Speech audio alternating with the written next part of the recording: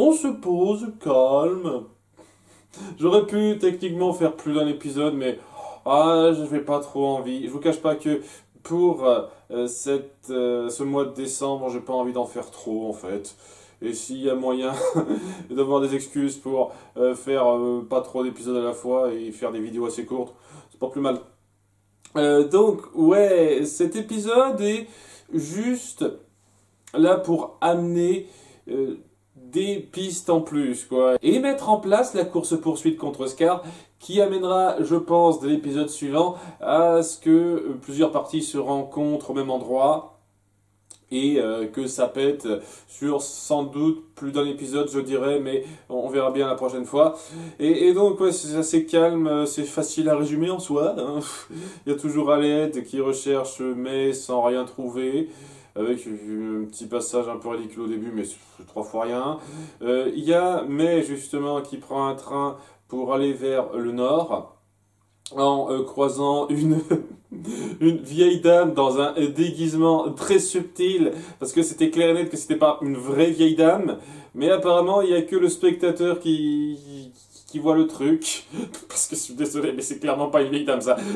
Donc ouais, comme par hasard, parce que c'est un peu de la coïncidence, faut dire ce qui est, ils tombent l'un sur l'autre et ça aidera Ed et Al de façon indirecte, tandis que il y a Solf qui suit un petit peu les traces de Scar, qui se fait repérer plus ou moins facilement dans les égouts en suivant une certaine piste en allant vers l'ouest. Et c'est bizarre alors qu'il est censé aller au nord, d'après ce qu'il a dit dans l'épisode précédent. Avec donc à ses côtés très certainement Marco, hein, le gars en capuche, c'est très certainement Marco. Ou alors c'est Yori et Marco, c'est celui qui suit, mais enfin bref, ils sont un petit peu nébuleux sur qui suit qui, je vois pas la grande différence sur le coup, mais on verra bien, c'est un détail ça. Donc, il fait croire que ça se passe à l'est, et tout le truc de l'histoire, c'est que, bon, je parle rapidement, il finira par se faire coincer juste à proximité d'un train qui passe, pile poil. Il a de la chance que ça soit direct à l'heure, quoi. Ils sont très à cheval sur leurs horaires, apparemment, les trains du pays, donc ça va. S'il avait été en retard, ça aurait été un petit peu problématique de la part de Scar, mais non, il s'en sort bien. Il arrive à se faire pincer pile au moment où le train passe, donc il permet de sauter dessus et de faire croire de façon claire qu'il va vers l'ouest, mais en fin de compte, vers la fin, il y aura Solf qui verra un petit peu le trajet et se dira, tiens, sur le chemin, il aurait pu sauter du train en route et rejoindre une autre voie et peut-être aller au nord ou au sud. Ou, je sais pas, au nord-ouest, au nord-est, n'importe, il y a des tonnes d'autres endroits.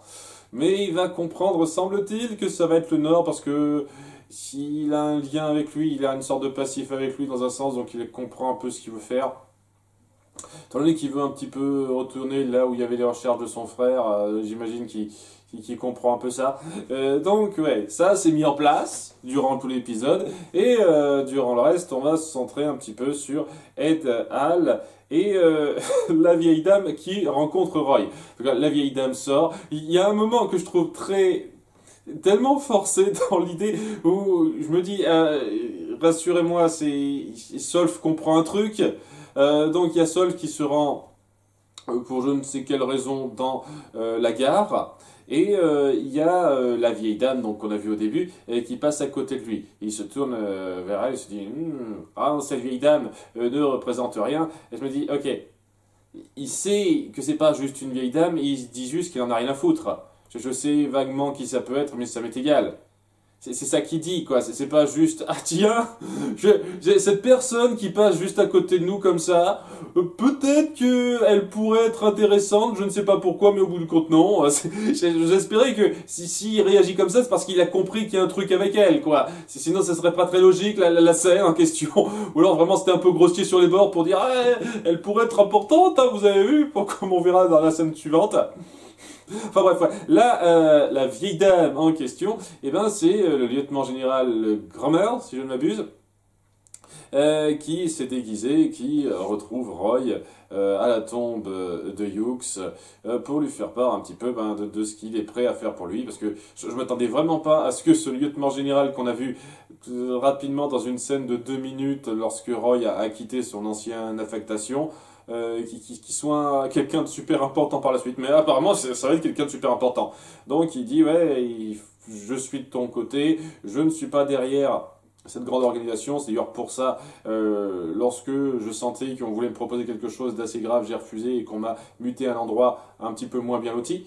Et il s'est dit, ok, je vais participer à ton histoire, je vais faire en sorte de t'aider à, à te sortir de ça. Je ne sais pas exactement comment exactement, mais il va essayer de faire en sorte de l'aider. En essayant d'appuyer, voilà, il y a un truc entre eux, ils se comprennent bien.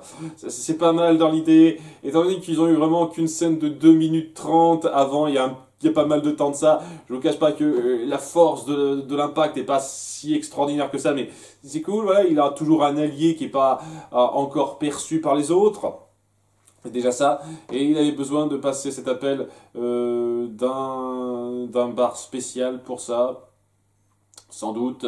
En tous les cas, maintenant que c'est fait ça, et on met en place aussi le fait que, évidemment, je rappelle qu'il a rencontré May et son panda, rapidement son petit panda, et donc grâce à ça, il sait, en voyant une photo de recherche de Roy, et que il est de la recherche de ce panda, et donc Roy, en apprenant ça, envoie Armstrong rapidement dire à Ed à la bibliothèque où il fait des recherches un petit peu sur la vexillologie, enfin ce qu'il peut, qu'ils savent où se rend May, donc dans le nord.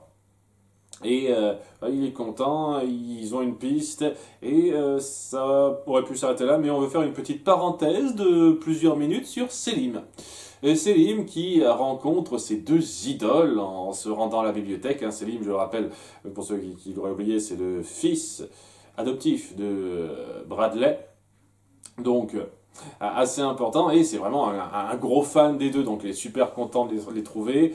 Je trouve qu'on aurait peut-être pu en faire un petit peu plus que ça, mais c'est quand même assez mignon de sa part de le voir être tout fan de ces deux-là, et eux qui ont un petit peu de mal à prendre le coup, surtout qu'au début ils savent pas que c'est le fils de Bradley, donc ils disent c'était qui gamin, mais lorsqu'ils apprennent ça ils disent ah oui c'est ah.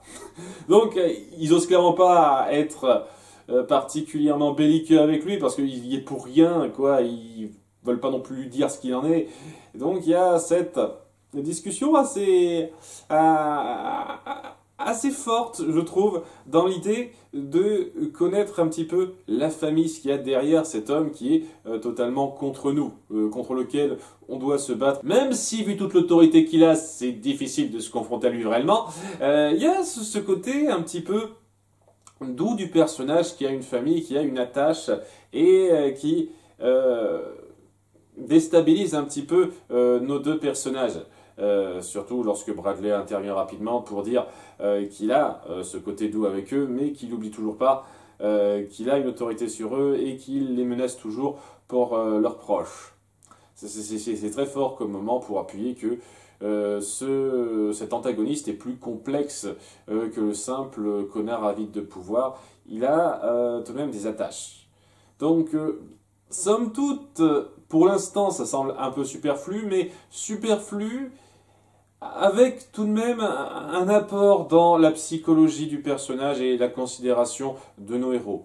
Ce qui fait que même si ça n'apporte rien par la suite, ce moment-là, j'ai envie de dire que ça aide à appuyer la mentalité de certains de nos personnages et leurs considérations, ce qui est toujours du bonus non négligeable. Parce que ouais, juste après ça, ils se disent, ok, maintenant qu'on a parlé à celui-là et qu'on connaît un petit peu mieux la famille de Bradley, eh ben on repart là où on était parti, c'est-à-dire il faut qu'on trouve May et on part en direction le nord. Et donc ouais, la fin de cet épisode, c'est juste 3 parties qui se regrouperont au nord et qui feront un clash entre eux très certainement, et ça risque de péter un peu plus. Parce que je vous cache pas que ça fait quoi, 3 épisodes maintenant que ouais, les méchants ont posé leurs couilles sur la table et ont dit ok, maintenant on dirige tout, vous pouvez rien y faire, faites avec. Et ben depuis c'est un petit peu calme, ça progresse. Ça progresse à son petit rythme, pas mauvais du tout, mais voilà, c'est pas le plus folichon à résumer en soi. Mais c'est bien, hein, c'est plutôt solide, hein, et ça appuie bien, je trouve, la situation. C'est-à-dire nos héros qui recherchent toujours une piste en essayant pour l'instant de se sortir de leur conflit direct, tout du moins avec les Homunculus. hein, essaye un petit peu de se défaire de ça, tandis qu'il y a toujours Scar qui est poursuivi et qui va jouer un rôle important. Et May qui est toujours de son côté pour une raison qui m'échappe totalement, mais je sens qu'on expliquera jamais ça. Voilà, ça c'est fait, et peut-être que l'épisode suivant ou les épisodes suivants seront plus intenses à résumer. À bientôt pour l'épisode 33, voire plus. Bye.